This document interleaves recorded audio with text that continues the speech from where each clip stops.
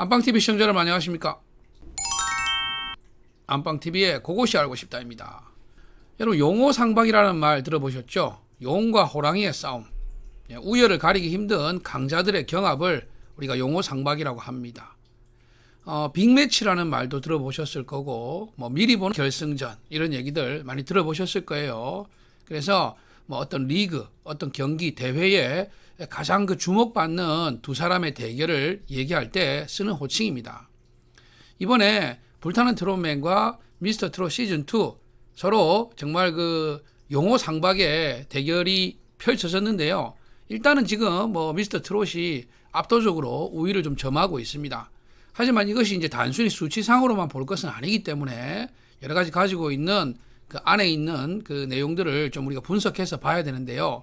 자, 오늘은 불타는 트롯맨에 지금 사실 빨간불이 들어와 있습니다. 그리고 이 빨간불을 해결할 수 있는 그 구원자로 오늘 영상에서 말씀드리는 에녹 씨와 신성 씨의 라이벌 매치 대결이 너무나 중요한 포인트다 하는 점을 말씀을 드리려고 합니다. 자, 불타는 트롯맨과 미스터 트롯 시즌2 똑같은 플랫폼의 방송을 원래 제작하던 방송국의 PD가 나와가지고 회사를 차려서 다른 방송국에서 지금 카피 프로그램을 하고 있습니다. 시청률도 지금 상당히 잘 나오는 편이에요. 자, 이 그래프를 보시면 아시겠지만은 이미 두 자릿수 시청률, 10% 시청률을 넘었습니다. 우리가 지상파도 아니고 종편에서 두 자릿수 시청률, 이거 꿈의 시청률이거든요.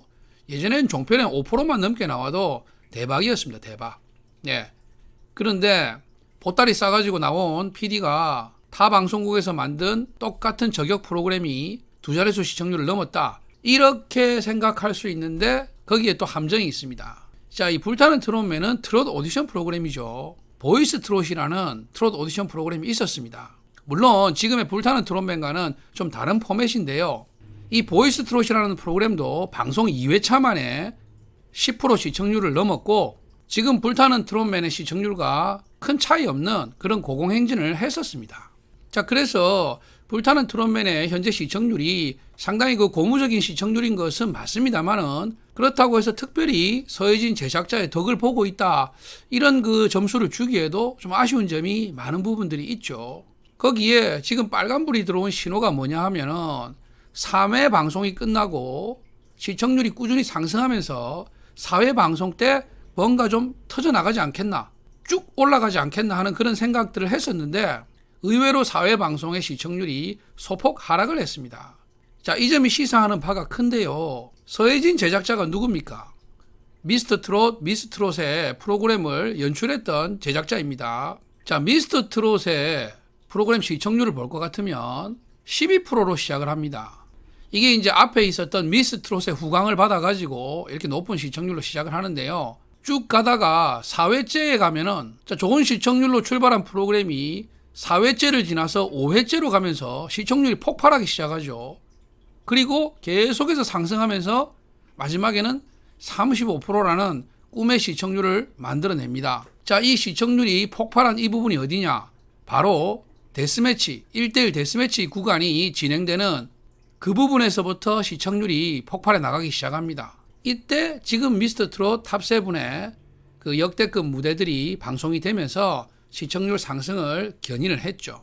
그리고 그 흐름이 쭉 이어졌던 것입니다. 자, 그러면 이런 추세는 미스트롯 시즌2에서도 그대로 나타나는데요. 자, 미스트롯 시즌2도 보시면은 4회에서 5회로 갈 때 이때 시청률이 3%나 급상승을 합니다. 그래서 팀 미션이 끝나고 데스매치로 이어지는 이 구간에서 시청률이 눈에 띄게 상승하는 것이 그동안 서혜진 PD, 서혜진 제작자가 연출해왔던 미스터 트롯 시리즈의 특이점입니다. 그런데 이번 불타는 트롯맨은 지금 3회에서 4회를 가고 있는 즈음에 팀 미션이 끝나고 1대1 라이벌 매치가 진행이 되고 있습니다. 그럼에도 시청률이 소폭 하락했다는 것이죠. 자, 이래서 이제 빨간불이 들어온 건데 물론 이 빨간불이 들어온 데는 또 다른 원인이 있습니다. 바로 미스터 트롯 시즌2 출연자들 중에서 올 하트를 받고도 방송되지 않았던 그 불운했던 분들의 미공개 영상을 지난번 불타는 트롯맨 방송 시간에 맞불을 놨던 것이죠. 여기서 시청률이 무려 5.8%, 거의 6%에 달하는 시청률이 나와버립니다.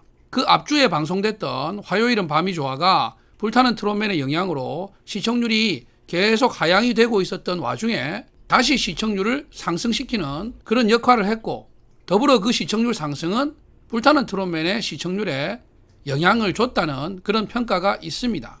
MBN으로서는 다행스럽게 이번 주에는 스페셜 영상 없이 다시 원래대로 화요일은 밤이 좋아가 진행이 된다고 하네요. 자, 그래서 이번 주에 만약에 시청률이 눈에 띄는 상승세를 기록하지 못한다면 이것은 프로그램의 진행상 우리가 기승전결, 그래서 클라이막스를 향해서 달려 올라가야 되는 그런 시점에서 추진력을 못 받는다는 것이고, 그거는 시청률이 이 박스권에 갇히거나 또는 더 하향할 수 있는 그런 전망을 보인다는 그런 분석이 가능하겠습니다.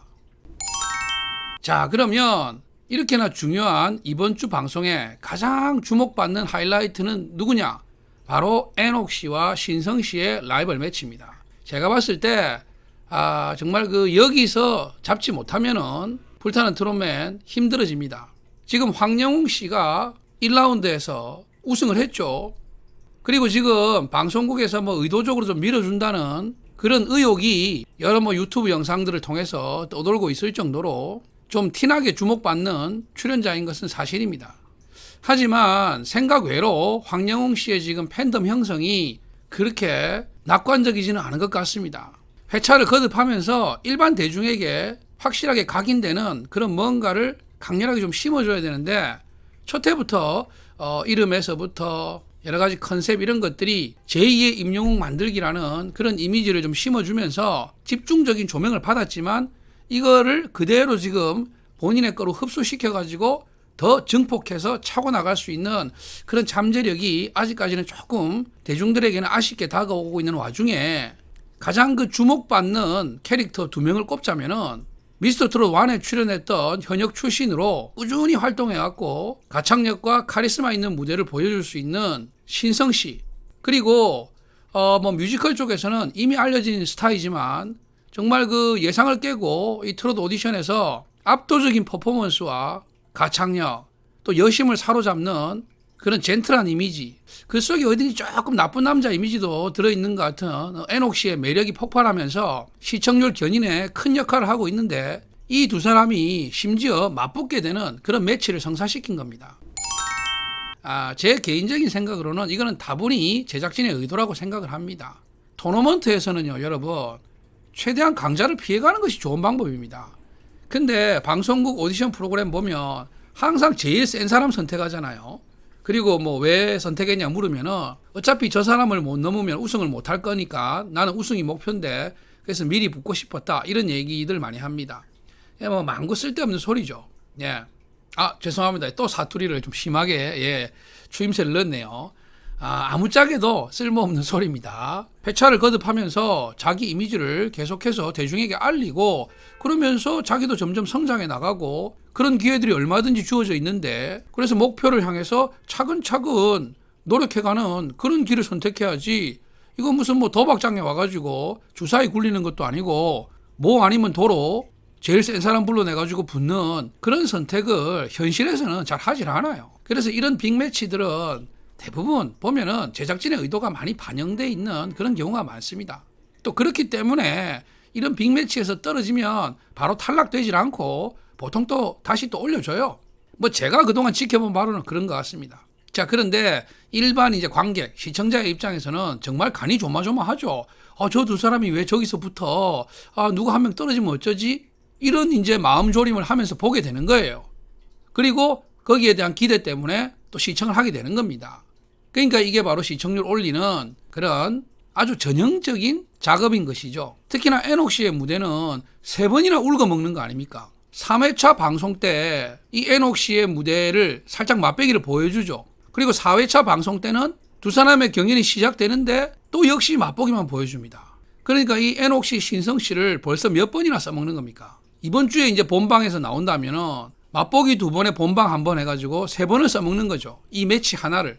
아마 그만큼 제작진들이 봤을 때 빅매치이기도 하고 또 그 경연에 볼거리가 있었을 거라고 생각이 됩니다. 바로 그래서 이번에 더더욱 사활이 걸린 것이요.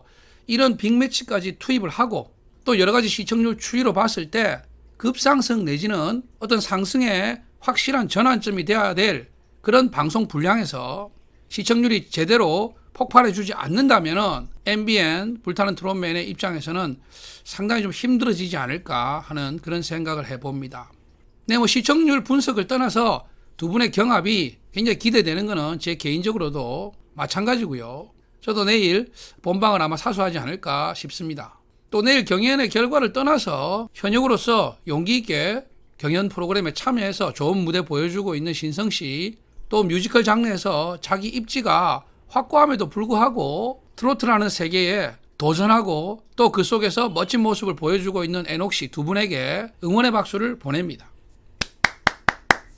기대가 되네요. 그리고 또 MBN 불타는 맨의 시청률도 기대가 됩니다. 경연 프로그램의 가장 중요한 것은 참가하는 출연자의 자질입니다. 그분들의 스타성이나 화제성이 얼마나 일반 대중에게 어필하느냐, 이게 사실 가장 중요한 시청률 요소거든요. 뭐 위에 돈통 달아놓고 장미꽃 던지고 남자 출연자들 노출 많이 시켜가지고 선정적인 장면 연출하고 그런다고 시청률 오르는 건 아닙니다. 본질을 잘 파악해야 되죠. 이거는 트로트 경연입니다. 트로트가 뭡니까? 우리 대한민국 국민의 흥과 한을 그대로 표현해주는 국민가요가 그야말로 트로트입니다. 그래서 이 트로트를 얼마나 잘 소화하고 노래를 통해서 대중에게 감동을 주는 그런 가창력, 그런 무대가 나오느냐 안 나오느냐, 그런 무대를 보여주는 스타성 있는 인재가 참가하느냐, 이게 가장 중요한 점이라고 생각을 합니다. 뭐 마지막에 이런 충고를 드리는 이유는 불타는 트롯맨의 연출을 보니까 조금 뭐 산만하다는 느낌이 없잖아 듭니다. 아마도 시청률이 뭐 바로 이 걸려있기 때문에 할 수 있는 모든 거를 쏟아넣고 싶은 마음이겠죠. 근데 여러분 뭐 라면 끓여 보셔서 아시겠지만은 제일 뭐 깨끗한 게 그냥 원래 있는 거 봉지 뒤에 적혀 있는 조리법대로 끓이고 거기에 계란 하나 정도, 또 파 정도, 요까지입니다. 그 이상 자꾸 뭐 넣으면 글쎄요, 그 나름의 맛을 낼 수는 있을지는 몰라도 원래 그 라면이 가지는 맛은 그만큼 또 줄어드는 겁니다. 그리고 시간 가고 세월 가면 결국 찾게 되는 거는 원래의 맛을 찾게 되는 게 그게 수십 년 라면 먹어본 제가 깨닫게 된 철학입니다. 자, 이번 주 여러분들과 함께 안방TV도 불타는 트롯맨 시청하면서 어떤 무대가 연출될지 또 어떤 결과가 나올지 두 눈 크게 뜨고 지켜보도록 하겠습니다. 영상 시청해 주셔서 감사하고요. 안방TV를 구독하지 않으신 분들은 구독과 좋아요 부탁드리겠습니다. 감사합니다.